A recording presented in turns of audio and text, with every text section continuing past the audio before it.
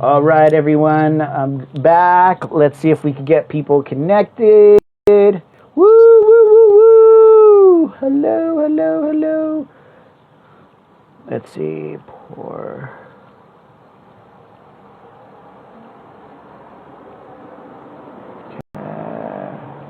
Da, da, da, da, da, da, da. Yeah, everybody's there. Hey, hello, hello, hello, hello. Awesome, awesome. All right, let me see if I can get you connected on. All right.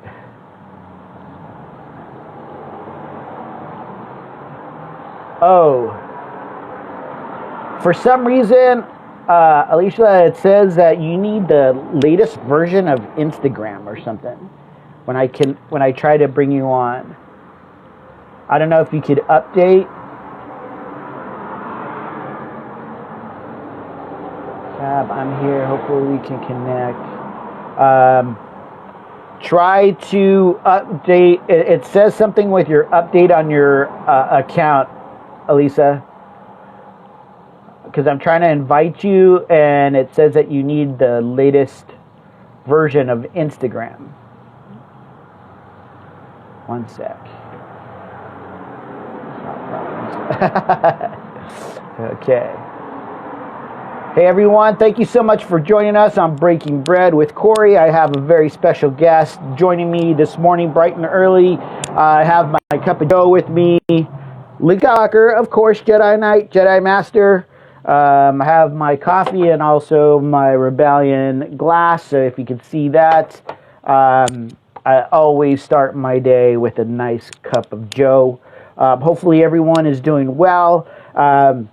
We have a very special guest coming from across the pond in the UK, Miss Alicia Rose. She'll be sharing her story and her view on biodynamic, organic, and natural wines. This is going to be very special, and I'm going to learn a lot.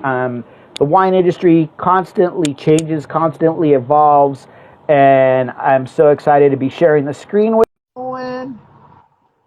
See if we get it connected. Hey, Corey! Hey, how you doing? It worked! Good morning! Good morning. How you doing? Well, what is it? Good evening for you? It is. It's wine o'clock over here. Oh, It's 1 o'clock. it's the evening time. Yeah, Oh, there you go. absolutely. See, for me, it's coffee time. See, I've already had 4 of those today. Really? Coffee has already been drunk. This end. Thanks for talking to me. Oh no. Well, thank you for sharing your time and your Sure. support. And it was really interesting when we connected at the very beginning. We started talking about doing this, and then you asked me about time zones, and I was like, what? And I wasn't really thinking. And when you were saying where you were at, I was like, okay, this is going to be a fun one. Yeah, we are fairly far away from each other, aren't we? We are all the way across the Atlantic and a whole other continent. You're West Coast America, and I'm here in London. Yes, so yes. Pretty far. How's the weather over there right now?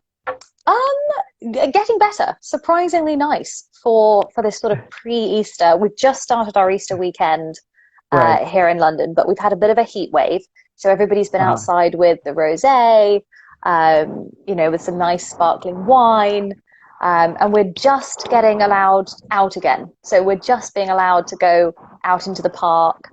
I think we can see one other person. So that's all been very exciting. Yeah, very exciting. Here it's kind of interesting in Oregon. We are certain areas, because it's so spread out. Certain counties are starting to open up here and there, like slowly. It was really exciting coming home from work yesterday and seeing Little League played. And the parents are all spaced out, but all the kids had their mask on. And I was just excited to see that again. This thing. I have a 3-year-old son, and for him, even yesterday, he got to play with a little girl for the first time. And it's just really exciting. My wife and another mom were out at the playground. And this is just something that is, it's so beautiful to actually see again. Slowly but surely we're getting back to it. That's it. So, That's it. It's coming back. Absolutely. Slowly but surely. And thank you all who are just joining us right now. I'm so excited to be joined from London, Miss Alicia. Is it Alicia Rose? Correct? Yeah, people say it a lot of different ways, and in a Starbucks, it can cause a lot of confusion. But I know. But I tend to say Alicia. So I say Alicia. Alicia. Okay. I want to make sure I say it right. A lot of times I pronounce things really bad. Even in the world of customer service or people have name badges and stuff, I still butcher a lot of names. So I apologize if I do go off sometimes, but so excited. So why don't you introduce yourself from London? Tell the viewer who you are. Sure. So hello, everybody with Instagram Live, and very, very cool to be speaking from other sides of the world. I'm Alicia. I blog on Instagram and also on my own website as the Natural Wine Girl. And I share the various sort of bottles that are organic, vegan, biodynamic, and ideally fully natural with everybody. Just in the hopes of sharing what I think is a really exciting trend in the wine industry, which is this move towards and growing consciousness of natural wine and the people that produce it. And as we sit here, I'm sort of surrounded by, I'm really glad you can't see the rest of my home, Corey, because it's, seriously, there's a lot of wine bottles around here. Which is lovely. My boyfriend always says it's funny because he likes what I do. He likes that this is my interest, and what I'm passionate about, because we end up with there's always lots of wine around. But no, a big part of what I do is write about, talk about, and share, and hopefully raise awareness of what natural wine is and why I love it. Why I'm so interested in it, and why I hope other people find it interesting as well and actually go out and buy some. Which is ideal. It's such I see it because I've been on the retail side, and slowly but surely I'm seeing more producers, more labels out there, and so as far as as far as what natural wine is, what biodynamic wine and organic wine. Can you explain that to a viewer in a little bit more detail? Yes, I will try, because there is one of the great and most elusive things about natural wine is that there isn't an official set definition. So I have to introduce it by way of a principle and a philosophy. So the idea of natural wine is that it doesn't have much added, and it doesn't have much taken away. It's as low intervention as possible. So effectively, it's fermented grape juice in a bottle. That's the principle. But if we go through the whole winemaking spectrum, it always starts, obviously, in the vineyard. So natural winemakers try to be as mindful as possible of working in harmony with the land, with the soil. This starts with principles like not using any synthetic herbicides or pesticides. But of course, you need to treat your land occasionally, you need to treat the vines. So instead, natural winemakers will turn to things like herbal sprays. We'll talk about biodynamics in a minute. But the idea is taking care of land initially in as low intervention and traditional way as possible. And this is an important point, actually, that I think a lot of people think natural wine is something that's, now very fashionable, and is something quite sort of new on the wine scene. But I always say this is the oldest winemaking methodology. People were making wine in 6000 BC. This blows my mind, this concept. In 6000 BC, in what is now Georgia, And they were, putting it in terracotta in the ground to ferment, and they weren't using chemical pesticides, herbicides. So if anything, conventional winemaking is very new, and natural winemaking is a return to ancient and more traditional practices. But everything starts in the vineyard. Then when we move into the cellar, the same principles apply. So really making sure not to add chemical additives, colorants, nothing that would change or distort or mask the original aromas and flavor profile of the wine. It's fairly common practice now to alter things like color of a wine. We're all aware of like mega purple being added and things like that. And winemakers, of course, must make their own decisions. I'm not here to say, everybody has to drink natural wine. This is just the choice that I make. Right. I would prefer that there aren't additives or colorants added to my wine. And it also means that in the cellar there's a low intervention philosophy applied all round. So no fining. If any filtration, it's going to be racking or riddling. There's no flash pasteurization. So really, we're trying to make wine in as simple and natural a way as possible. I could go on about indigenous yeasts. So how geeky do you want me to be, Corey? I honestly, I think, because this is such a, especially here, I don't know how it is in your neck of the woods, but here it is something that is more like, I would say, it just reminds me of something that you would see on the TV, like Peloton. It's this fad thing, like natural wine, go out and get it. It's this infomercial type thing. And I don't think people really know how to approach it. There's all these mixed interpretations of it or representations of it. Right. And I think people need a little bit more, especially the consumer, the viewer, needs a little bit more clarity. So what you're doing is great. Go ahead and keep on driving it in. Okay, well, I mean, that's a really interesting point that you make about, and you're spot on, that it's not quite a part of mainstream wine buying culture at the moment. Right. So many of my friends still are like, what is natural wine? What are you talking about? Why are you still going on about this?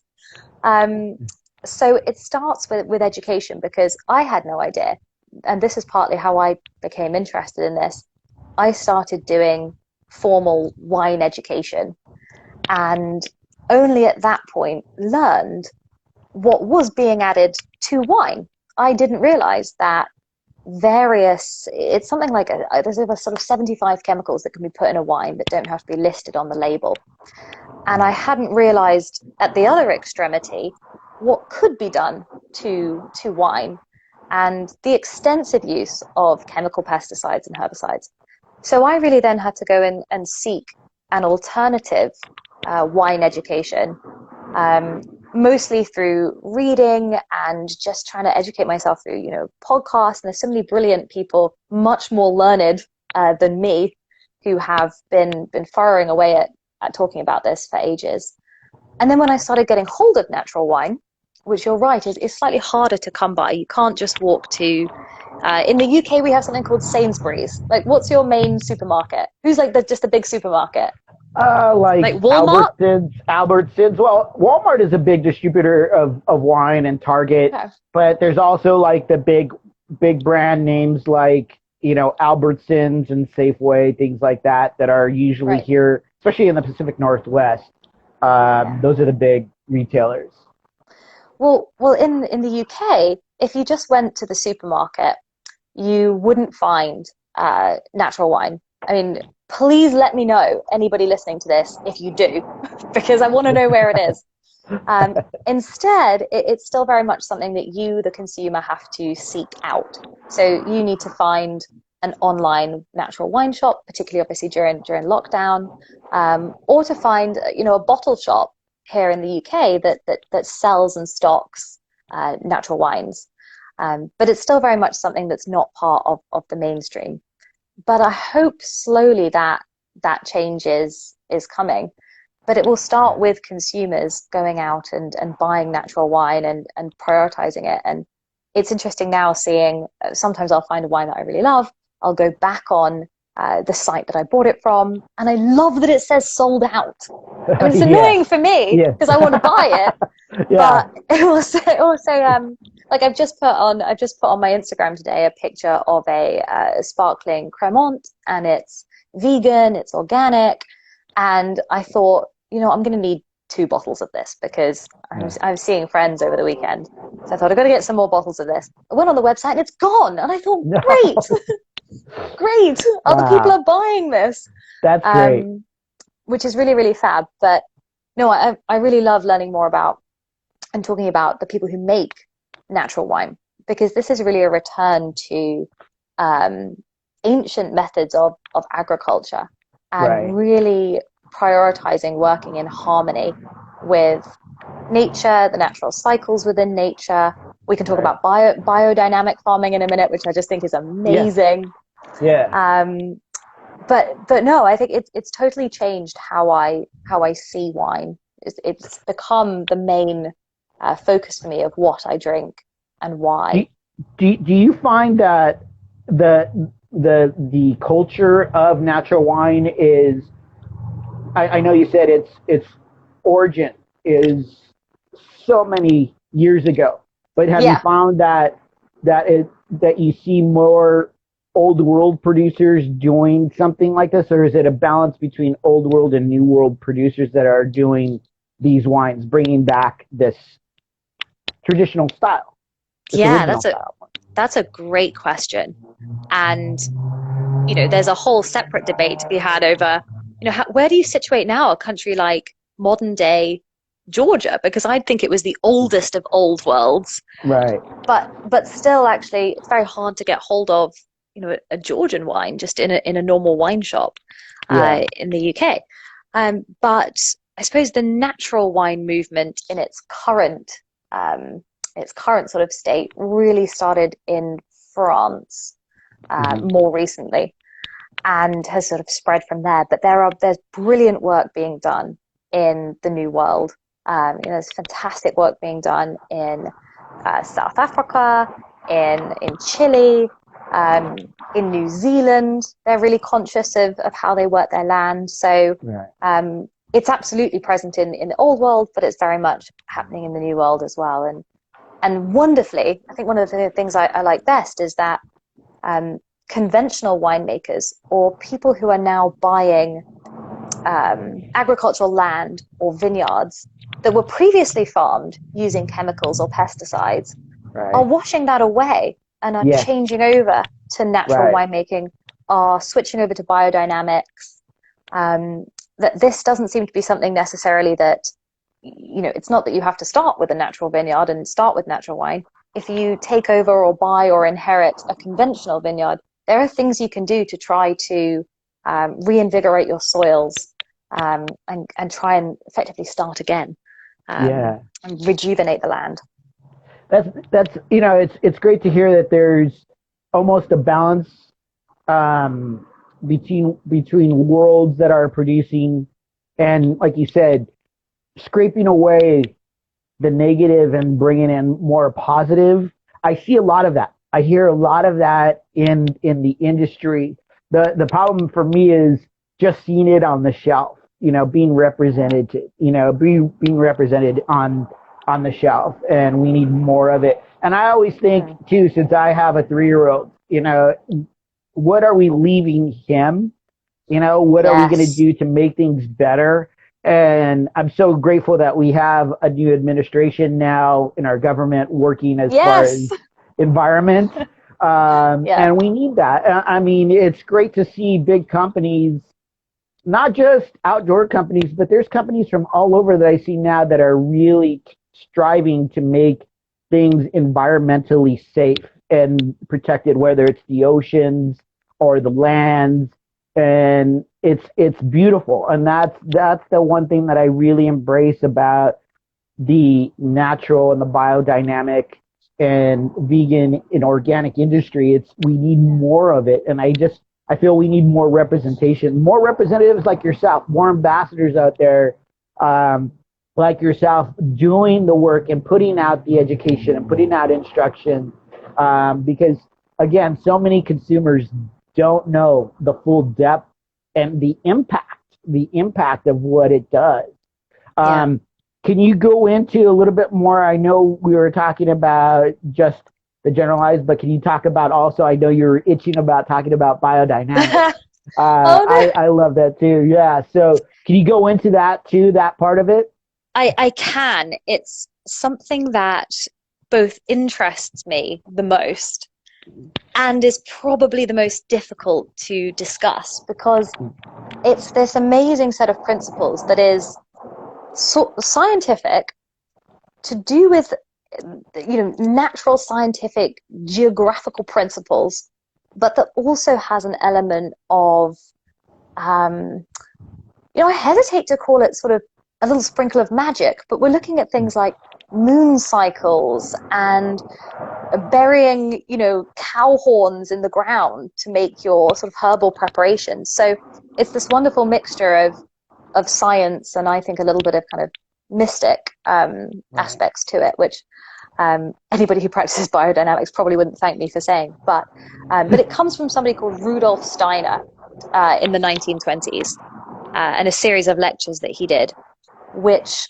the principle of his work was he could see that in the kind of post-industrial revolution moment and post the Great War, when he was talking in the 1920s, he saw the expansion of chemical fertilizers, the expansion of large-scale farming, and he put out a warning.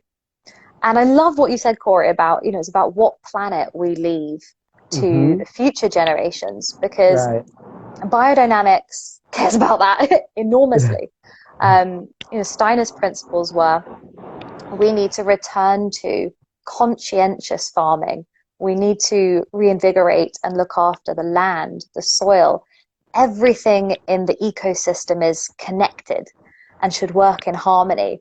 And we need to embrace polyculture, having other animals be a part of the vineyard, which is why you get fantastic things happening like horses in biodynamic vineyards, and you get all kinds of wildlife living among the vines, because that's very much encouraged, and that's the idea that you end up with a healthier vineyard, healthier grapes, and better wine. Right. And there's a whole element of planting in tune with moon cycles, and using specific herbs or herbal preparations to put on your vineyard. But the fundamental principle is farming intuitively and in tune with nature, which is really something I think we could all apply on a wider scale in our own lives. So on the biodynamic side too, are they taking away a lot of the artificial machinery to do it? They're using more animals, correct?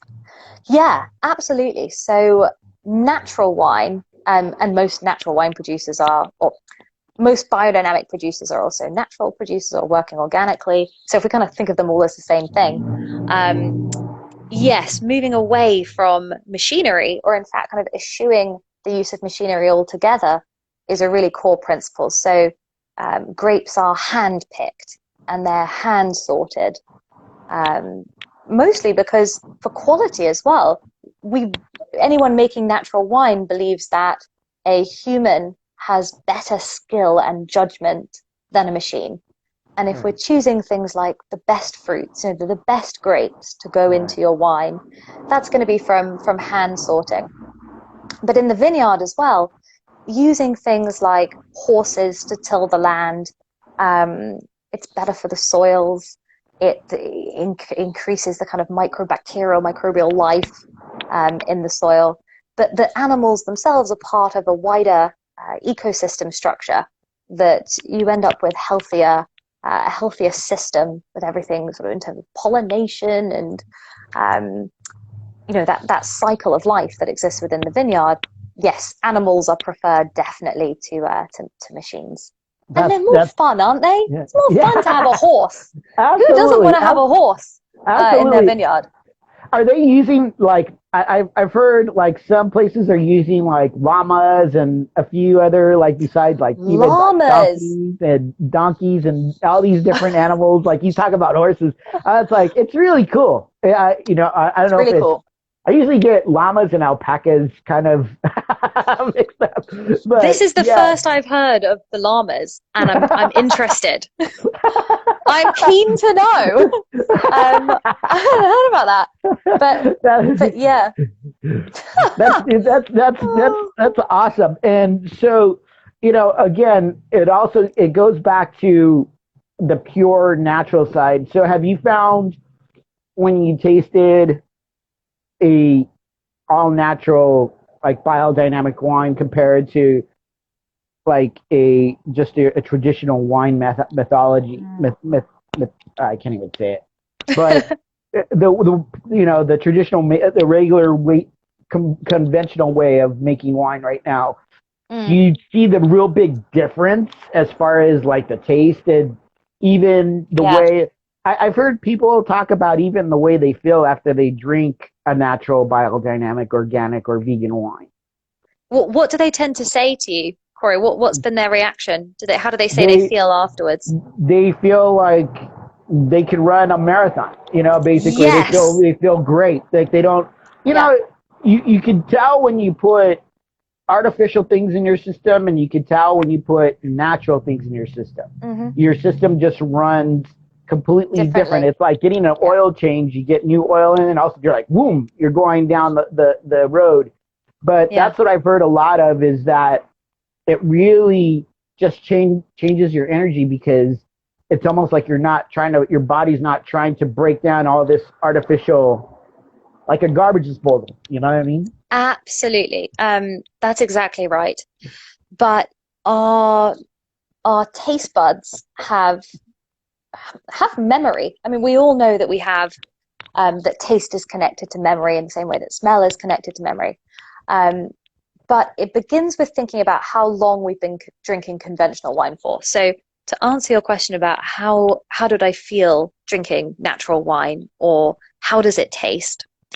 When I first had natural wine, um, it tasted weird. And I would say to anybody, be prepared to have a bit of a shock at the start. I remember actually really specifically, it was at a bar here in London called Terroir. It's in Covent Garden, and they do natural wines, and they're unfiltered, and you get this glass that looks hazy because it's Right. unfiltered. It's often got a Right. little bit of sediment left in it.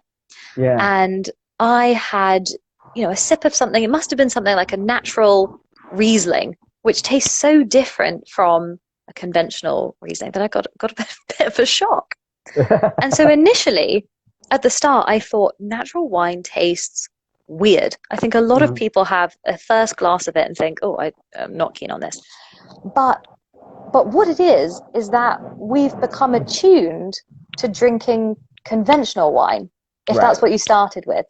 So Right. it's just unlearning everything your taste buds know about drinking and about drinking Right. wine. Yeah. So then when I started drinking more natural wine, I had to relearn what a Riesling tasted like or what I would expect from, Cabernet Franc or something, Right. because our perception of these wines and these wine styles, and even what we're getting from these grape varietals, is enormously altered by all of the additional chemicals and additives and colorants that go into some conventional wines. Right. So it was only through re-educating my taste buds about what natural wine was Right. that I got a better sense of how to drink it. And now I find it really hard to drink conventional wine. I don't like it anymore. Um, my taste buds have acclimatized to the natural stuff. So if I have a drink now of, real high alcohol, like a big plummy 14%, Right. Cab Sauvignon or something, I don't like it because I feel Yeah. like I can taste the chemical content. Yeah. And your point about someone saying, you could run a marathon after drinking Yeah. natural wine, I think what they're conveying is they just don't feel that level of poison in their system that now I can really register if I drink a conventional wine. Natural wine doesn't give me a hangover. I mean, it would if I drank the whole bottle. Let's if we're being clear about it. I said to some friends the other day, the hangover you get from wine is from the chemicals. And they said, oh, but come on, Alicia, we have to be honest. It's also because it's got alcohol in it. And it does. So if you drink excessive amounts of natural wine, you will get a headache. You will get a hangover.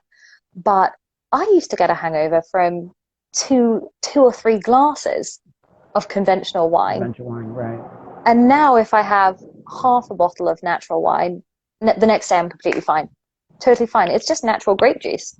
Okay, it might have some sulfites in it, and that's okay at a low level. But yeah, it totally reminds me of we have a store over here called Trader Joe's, and Trader Joe's will do, like, one thing that I discovered from Trader Joe's is their all natural peanut butter. And I love that. When you taste their all natural, it's just peanuts. And then they'll add if you want it salted or unsalted, but it's just straight peanuts. And then one day I actually ran out of Trader Joe's peanut butter, and this is like my bachelor days. And I was like, okay, well, I'm just gonna go grab from the market, whatever I could get. And I grabbed what they called an all natural peanut butter from like Skippy, that we have our name brand here. And it tasted completely like sugar. And I didn't get any of the peanut butter. And I grew up on this stuff, and I thought, like, wow, what a big difference from having something pure to something that has all this artificial things. Even though it said it was natural, it still had a percentage of natural or unnatural ingredients in it to make that peanut butter. So I totally, when you were talking about the difference and even the taste, is it, I wanted to ask you is, would it give you more of that when you taste a natural wine like that? Would it give you something that is more, if you were to compare old world version to compare to new world, how old world is more earthy and rooty, where compared to new world, you taste more of the fruit? So usually what I find is when people start off with new world wines, they don't understand old world. They can't go to old world because they think it's too earthy, it's too dirt, too grass. But if you start off on old world, you start to have more of a balance between the two. You start to realize, okay, this is earth, this is organic, this is more fruit driven. Is it kind of like that? That's a really interesting question.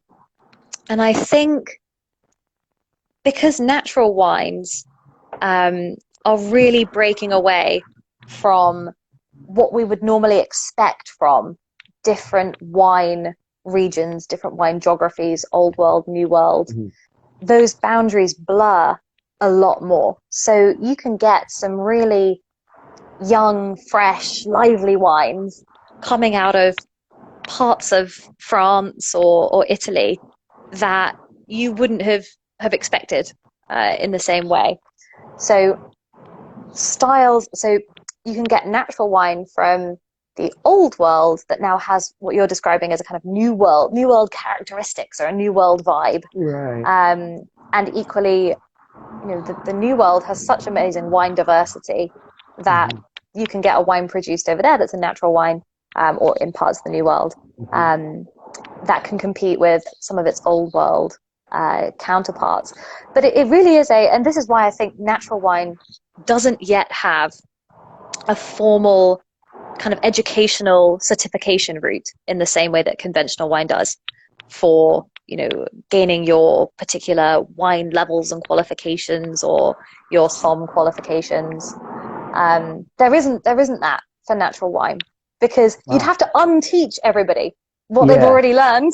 Right. So I was here kind of doing my wine education and writing out, the characteristics of Pinot Gris are this, and this. And I thought, but I've tasted a natural one that doesn't taste like that because it's done slightly differently, or this is what we've expected when we're using synthetic yeasts from a particular catalogue. So natural wine really does mean unlearning so much of what we know about wine, and that's what I like about it. It's surprising, but in that way it's unpredictable. So it's challenging to do things sometimes like food pairing in the same way, or you might think you've put the right kind of wine in the fridge for the meal that you're going to have, but if it's a natural wine, it might surprise you. Right. So it's an exciting but fickle friend. Yeah. Is natural wine. I actually had two women on just in the past few weeks, and one was she has a small winery in California, and she did skin fermented wine, and it was a Chenin Blanc, and it was the first time that she got her education. She got some education from France, and then she decided that she was going to try to do basically mirror kind of that style, but more, definitely on that natural side. And when I popped that bottle open and saw even the haziness, it reminded me of my son. My son loves unfiltered apple juice, and it's completely unclear, and it's just pure juice. And when I tasted that Chenin Blanc, I was flattened. This is amazing. I just felt more of that connection with that particular varietal. It wasn't, there was no blockage. There's nothing. It was just showing me what Chenin Blanc was. And I just dug it. And even I had another lady on just a few days ago, and she distributes vegan wines. And I tasted her Malbec that she distributes from Chile, and completely natural. And it was the most yummiest Malbec because I felt, again, that connection. Yeah. And I know you're talking about, it was a different way to taste the wine because you had to get your palate adjusted to just something that is completely unfiltered and just more refined to that particular. And it was amazing. And I love that. Can you talk? I know you brought that up as far as the skin contact. And I know the big thing right now between organic, biodynamic, vegan, and these natural wines, we have the new fad of the orange wines and the skin contact wines. Can you kind of go into that too? Yeah.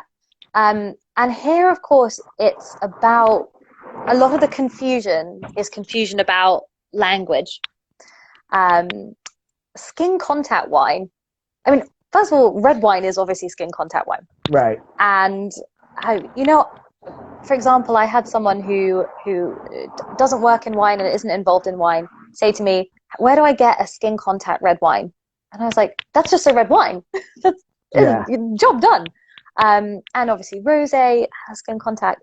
So when we're talking now about a skin contact wine, I often mean, and I think this is becoming better known, the use of being macerated on the skins where it's not previously been common practice. So with white wines and white wine grape varietals. So having a skin contact Riesling or a skin contact Albarino, of which there's I've got one here actually. Where is it? Here we go. On here. Talking about orange wine. Yeah. Love that. This is from the UK, Corey. We're doing some great stuff over here now. This is from Wales, actually. This is from Anchor Hill Estate in Wales. They're doing some fantastic stuff with skin contact. But it really does just mean that the wine is left to macerate on the skins. There can even be some skin contact fermentation when it comes to wine styles where that wasn't normally the practice. And you end up with, obviously, a wine that has got a different hue, a different color. It either ends up orangey, but there's a spectrum. So skin contact wine doesn't have to be orange. Sometimes it is, but sometimes it's a blush color. Sometimes it's somewhere with a pinky orange, like, okay, I'll find you another one. There we go. Yeah, there's a lot of wine in my house. You got a lot of wine. Yeah, See, yeah. this color is slightly, this is less pronounced in terms of an orange wine than my friend over here. Yeah, that is a really a deeper color. So it really just depends how much time the wine spends, or the grape juice spends on the skins in the winemaking process. So there's a spectrum, but it gives a different flavor. Absolutely, different flavor profile, different kind of crunchiness in the mouth. I find them to be quite lively, or quite deep and complex, depending on the grape variety and the wine style and things like that. But they're definitely becoming more popular.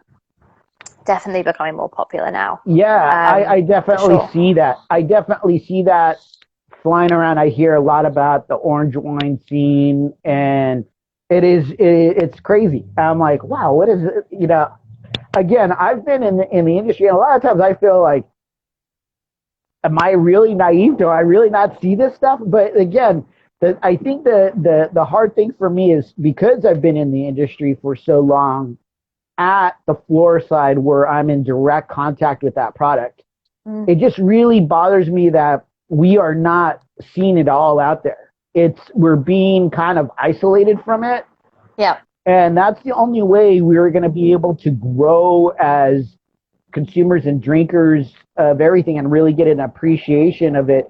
Just like natural wine, it almost seems like this is more historical. This is more the roots, the heart of what winemaking is. Why are we being deprived from it? Why do we keep on seeing this? What is, again, it's all about the big buck. I understand that. But if we're in this industry, if we're ambassadors of this industry, why aren't we pushing for more of that? Why aren't we seeing it and talking to ambassadors like yourself, women like you that are doing the work, putting out the education and the information? It's like I see it and I like, man, we got to keep on pushing down that wall to keep that knowledge and keep that product going and keep pushing it out, because we should have a flux of these wines on the shelf. These wines, everybody should know about it. I shouldn't be going, well, how I'm still learning more about it. Why am I still learning more about it? I should just know it and be like everything else that we do. But again, it is such an amazing thing, and I love what you're bringing in the education and all the information. I've learned so much from you today. Oh, thanks, Corey. Yeah, no, I think it's like anything. I mean, we got to be honest. We are, for me, I don't consider myself an expert. I continue learning things. I try to specialize in things, but it's the openness and the honesty to grow and to continuously educate yourself. And like I said, the women like you, the ambassadors like you are doing such great work, and we need to keep that and keep on celebrating that. And that is the important thing about allowing for this industry to grow, especially on the female side. We need to really push the barriers, break down that wall, and really allow this to happen and not be restrictive. Because like I said, I love what you're bringing it, and I'm understanding more of it than I ever understood before, and that is great, and I appreciate what you're bringing to this. What was the first thing that really got you, that made you think, I want to get connected with this particular part of the industry? Was there something that was just, I got to do this, I got to concentrate on this? Yeah, absolutely. It came from being more environmentally conscientious in other areas. So making sure that I'm buying organic fruit and veg, that if I buy fish, it's wild salmon rather than farmed. And then when I started learning more about wine, I thought I have to make the same choices here. It was just that the alternative product was harder to find. So when you do go to a food shop or a supermarket here, to give the UK its credit, you can now find quite easily organic food, organic fruit and veg. You can make more conscientious choices when it comes to what you're eating. Right. But I had to really do some legwork to try and find how to make the same choice with wine. And it was that challenge that I thought, we got to try and change this. We've got to, like, exactly like you said, we have to make this more accessible. And I'd love to see it. If I had a goal for the wine industry, it would be for natural and organic wines to be the norm. Right. And let's make it hard for people to find wines that's got a high chemical content. Right. Yes. That would be ideally my goal. But yeah, it was being more environmentally conscientious all round. As you said, you got a new administration there. People are newly conscious about the planet, particularly after we've had the year that we've all had. That I think everybody is realizing, particularly in agriculture and, you know, food and wine production, we can't keep going the way that we've been going. Right. Something has to change. Exactly. In these industries, because if we don't pay attention to the land and making sure that we farm responsibly and without chemicals, we're going to have a problem. Yeah. We already have a problem. It's gonna get worse. Yeah. I honestly think too, you know, especially with what's going on with our environment, I don't know if this is happening currently, but I think our government needs to offer more grants to, especially we always push the narrative on small businesses, small family businesses, small family boutique wineries that are doing this. I think too, if even the larger ones, I don't know if the larger ones would embrace it as much, but if you own a small boutique winery, a small family winery, give them a grant so they can, that could help with the environment. You know, yes. I would see that would be a great thing that all our governments can do that really could help support the environment, is to offer grants to these boutique wineries, these family-owned wineries, and really have them, okay, well, you know, this is going to help you clean up your whole area, and then we could get you making all natural wines, so people, and I think that would actually create more product too, because not only are you clean up the environment, but you're producing more product.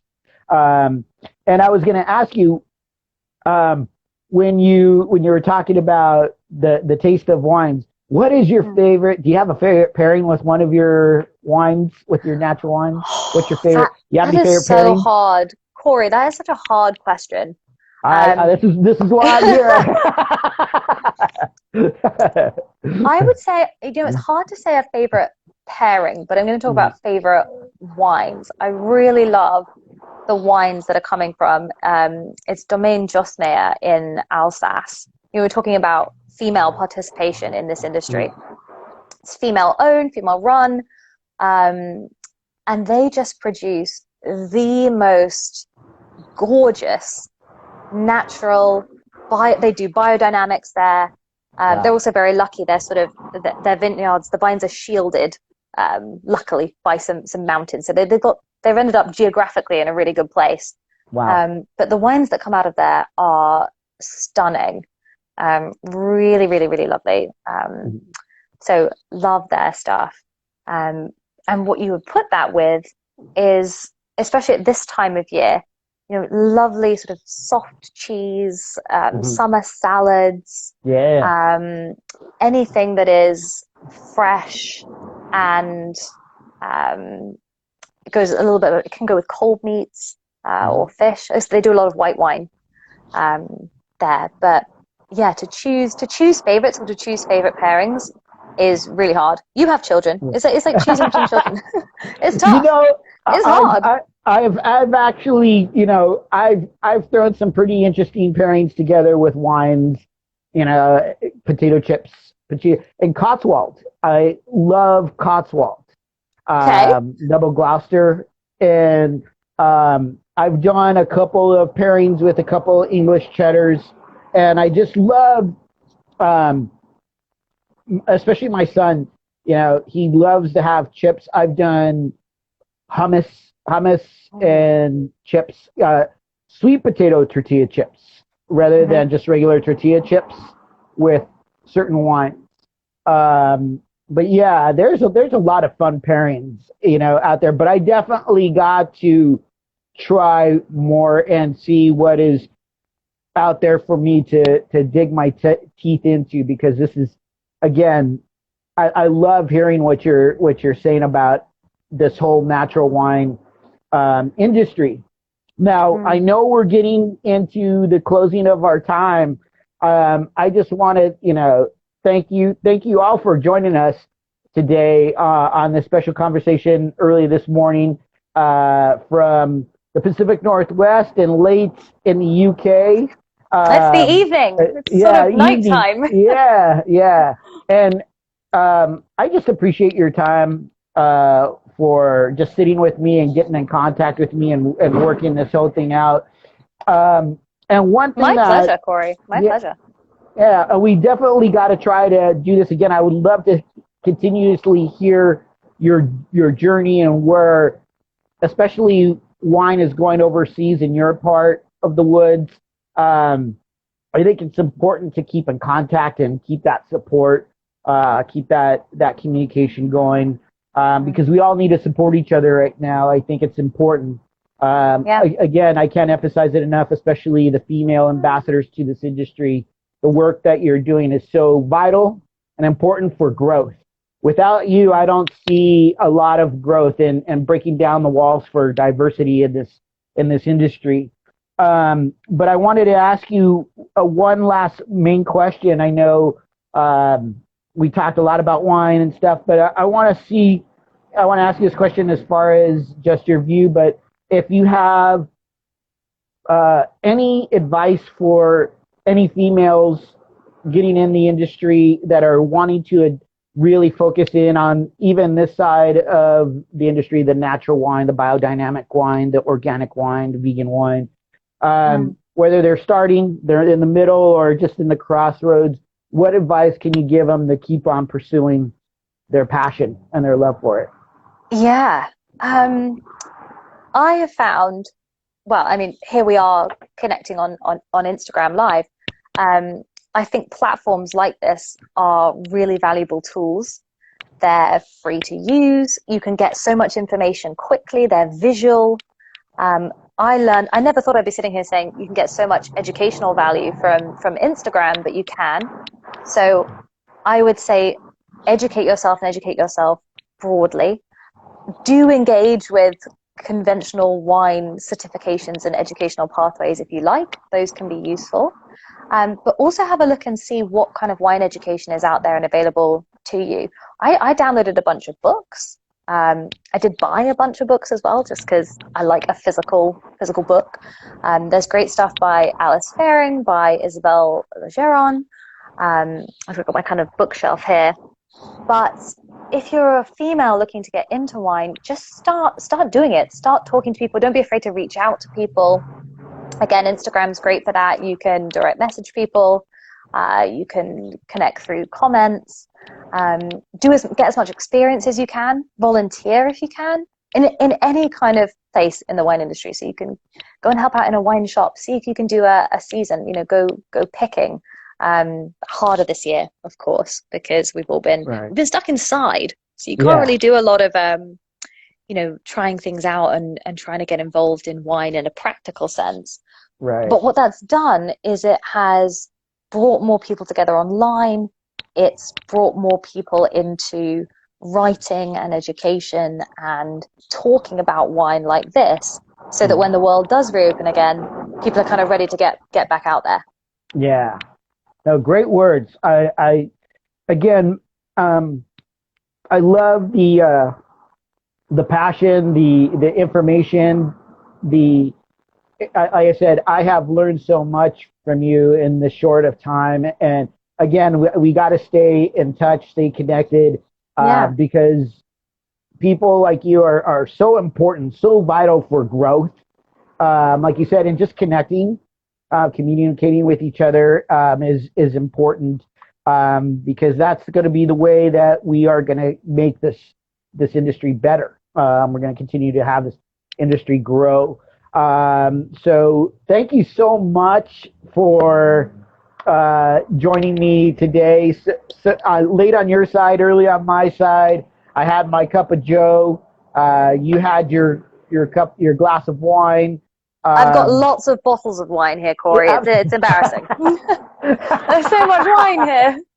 I love it. And like I said, we got to do this again. There's always an open invitation here. I'd love to talk with you again because, again, I think there's just what you touched on was just minute of how big this industry is and how we need to really celebrate it and embrace it. So, again, thank you so much for your time.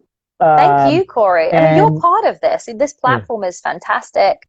So great that you are talking to people in wine and bringing people on. And I've really enjoyed speaking to you. Thank you. Thank you. I really appreciate that. So thank you for having me. Yeah. And I think just like yourself, what you said is when we all kind of became stagnant and isolated, my whole thing was to really figure out a way to pay it forward, especially like you're saying about natural and biodynamic wines. I think of my son's future and what the world I want to leave him. And I want to leave him with something that is community, support, embracement, and celebration.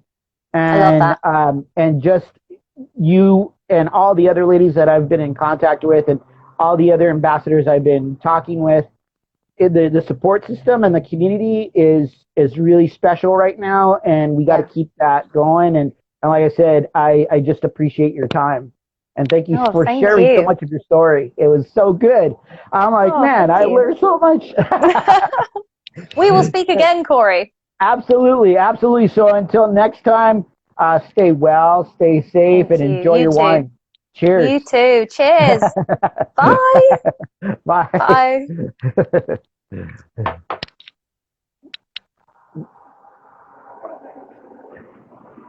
All right. Thank you all for joining us today. We got up early. We broke bread with Alicia Rose from the UK, from London. She was broadcasting live from London. Again, I cannot say it enough. I really appreciate all the viewers that have joined me throughout this past month, celebrating women, celebrating these ambassadors. These ladies, these individuals are putting in the work, rolling up their sleeves and really putting in the work. And what we need to do as consumers or people in the industry, we need to roll up our sleeves ourselves, and we need to support them and celebrate them. So I always say, if you have a pin on that lapel, if you are cracking the books, getting that certification, we need to roll up our sleeves and support this and knock down these barriers and create less division and create more community in this industry. We need to embrace women. We need to embrace the minorities in this industry. It's vitally important because without them, we cannot grow. And the wine industry, the beer industry, and the spirit industry is going to stay the same. So if you want growth, support it, celebrate it. Follow Alicia. You could actually follow her if you click right up on top. You should be able to follow her. She's Natural Wine Girl on her page. Please follow her. Please support her, and please support all the lady ambassadors out there on your pages or whoever you follow. Please support them. Now is the time to do it.